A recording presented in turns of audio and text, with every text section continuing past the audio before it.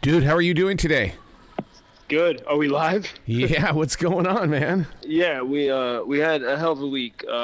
It's really all from Monday. Monday was a day of Russia's most coordinated, targeted strikes on Ukraine since the war began.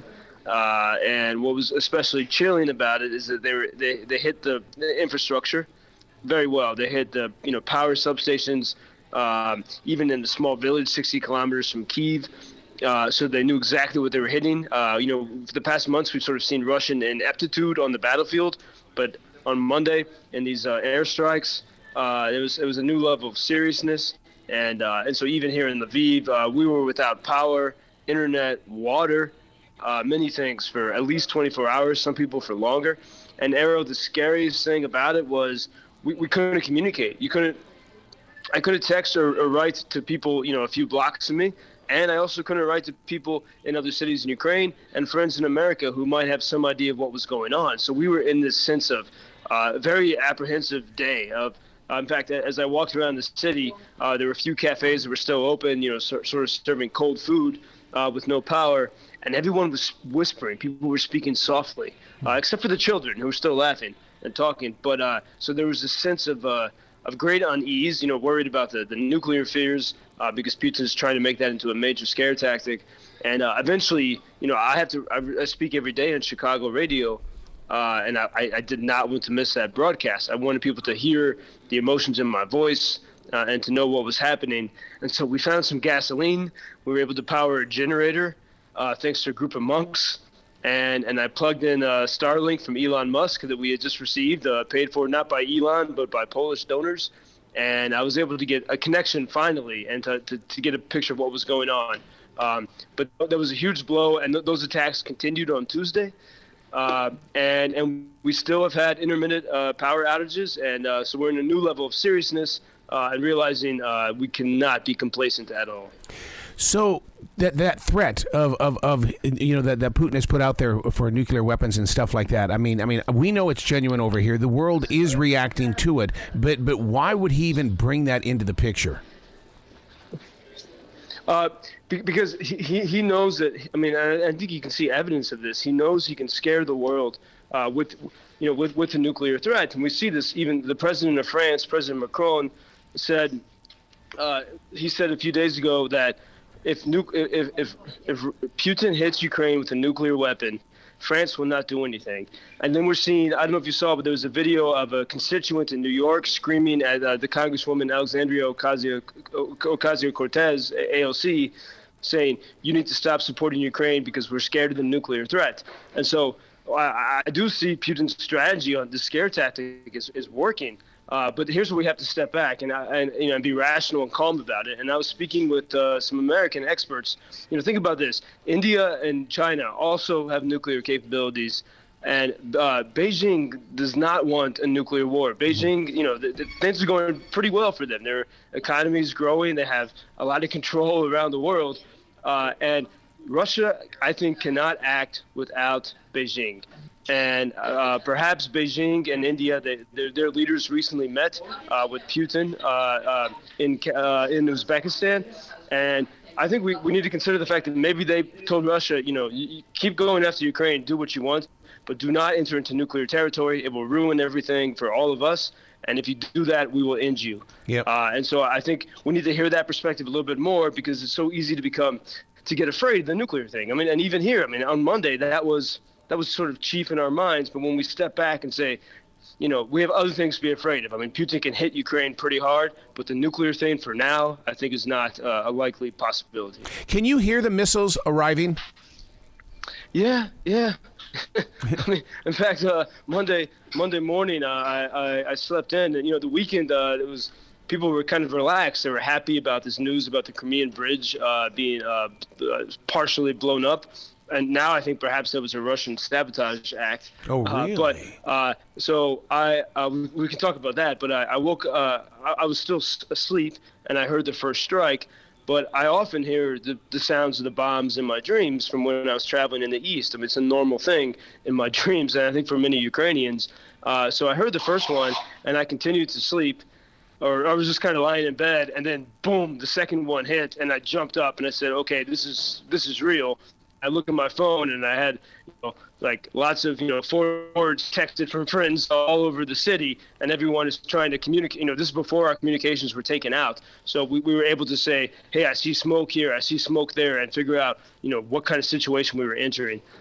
Yeah, not only do you hear it, Arrow, but you feel it. I mean, you feel it in every part of your body. When you talk about the smoke and stuff like that, and receiving the emails, this has to be one of very few wars, or if not the first war, where communication, you could be miles away from each other and still have that conversation going. Whereas in the past, if you weren't on that walkie-talkie, you weren't part of it. Well, and Arrow, that was why Monday was such a blow. I was kind of sick to my stomach all day, and all week people were sort of still feeling the aftershock of that, because throughout this war, the communications have been strong. And I think, we're able to see what happens on the front. The world is able to see what is going on. It's very clear. We have video of the Russian war crimes, of all, of Ukrainians trying to survive. But Monday, Arrow, that was taken away from us. And that feeling of helplessness, you're in a city full of people. And I was walking around the market square, the main square of Lviv, and people were just kind of standing or walking slowly in a daze, and again, speaking softly, unable to communicate except for the people right next to them. So we had no idea what was going on, and so it took us back into like the Middle Ages, and that was the very scary thing. The bridge, you brought up that this is the first I've heard that it could be something that Russia has put together.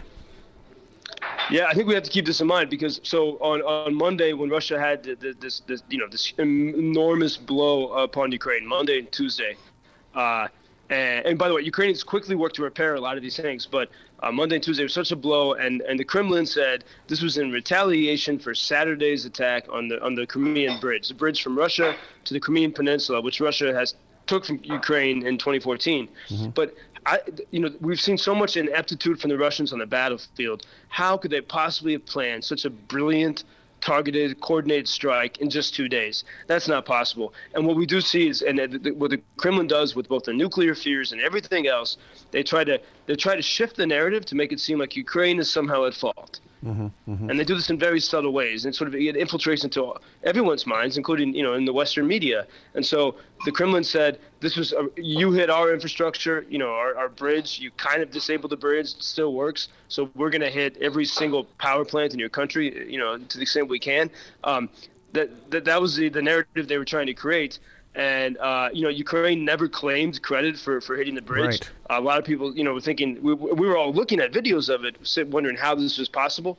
Allegedly, there was a truck bomb on it, but it more and more looks to me like Russian sabotage, which Russians have, they've done that throughout the war and before the war, as to try to justify their actions. It's the same way, by the way. Lviv was the first city to get hit in World War II by the Nazis, by an airstrike, and hours before they had a Nazi sabotage on the border with Poland and Germany, and the Nazis blamed the Poles. So it's an old tactic, especially of tyrants.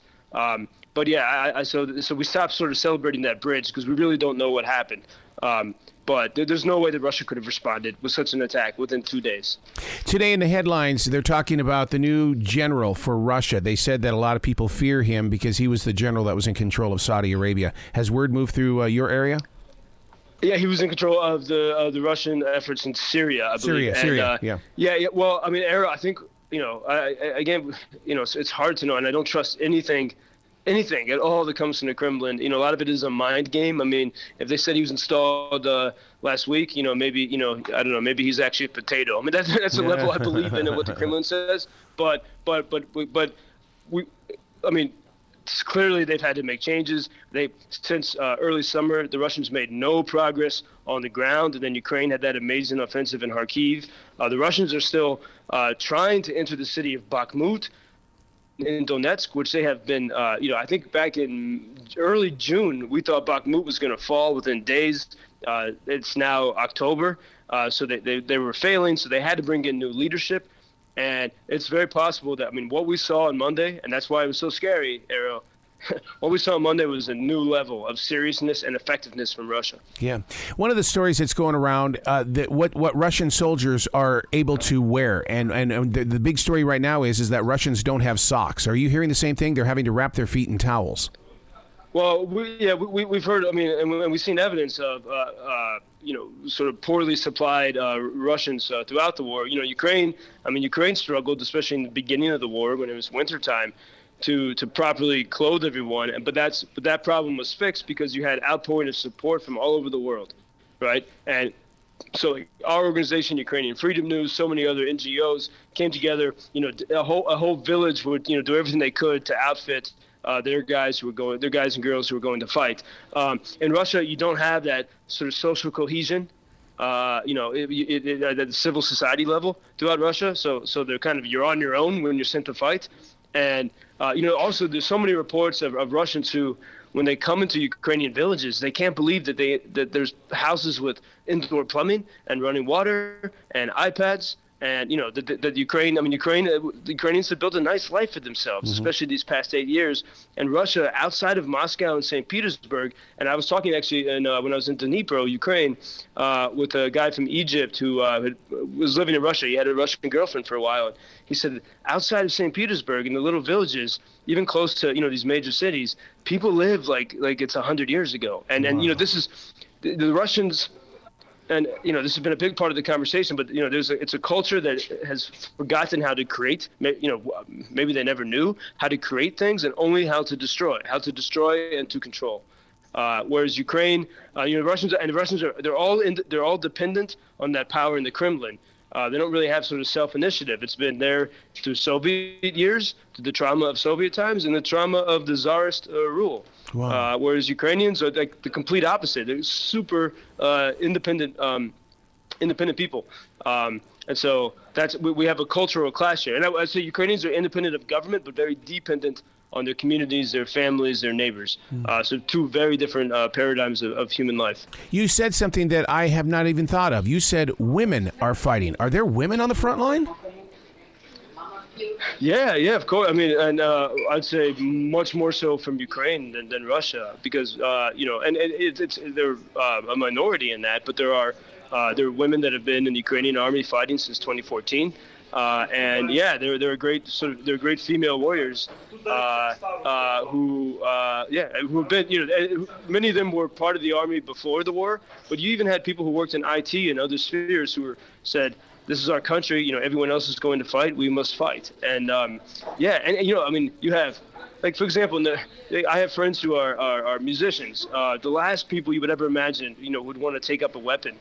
And even like, I think this gets missed in the Western narratives, like, left-wing Ukrainians are fighting, because they don't want to give up their freedom, and they know that, and they don't want their families to die and their territory to be taken. So everyone is in this together in really an amazing way. And I think in America we think of wars at Iraq and Afghanistan, but where things are more murky. But here it's so clear, and everyone is fighting in different ways. With so much going on, and you talk about the Western world and stuff like that, we go to a grocery store, we go to a mall. What happens in Ukraine these days? I mean, are the grocery stores open? How is food being delivered? Yeah, I joke. I mean, even, because I've been here since the pandemic started, there never was a shortage of toilet paper here in Ukraine, even in the pandemic, even in the war. And, in America, the land of, plenty, it's been a problem. So Ukraine's Monday was the only day where there was a shortage of bread and gasoline. But yeah, life continues. The bigger stores, when there's an air alarm, they close. You have, especially now, it's a new level of seriousness. You have to leave or go into shelter. But even when there's an alarm, you can still see people having a coffee in the cafes in the streets. You just have to be very, wary and look to the sky. But yeah, life continues. The first month of the war, it was very different. The streets were silent. There was no music in the streets. Now, so much of that life, especially in between the alarms, has come back. One thing that I'm noticing a lot lately, only because I'm in customer service, is that there are guests that come into the store and they are using Western Union to get money into Ukraine. I mean, that seems to be the new normal. Yeah, I'm not familiar with that, with how that on the American side, how that comes here. But there, you have so many people that have relatives here or people who have been inspired by by the story of Ukrainians standing up for freedom, who support this country. And now I've met some volunteers who've come here, and I said, why did you come here? And they had no connection here before. And some of them said, that they couldn't sleep at night, just crying about this. They were deeply affected by this. And so, when you hear that your story about seeing that, in the grocery store in America, people come, even with the inflation problems and everything else in America, able to devote a little bit of money to these people standing at the forefront of the fight for liberty in the West. That's encouraging, and I'm happy to hear that. What's the next step? How do you prepare, or is it one of those things where uncertainty is the new guide?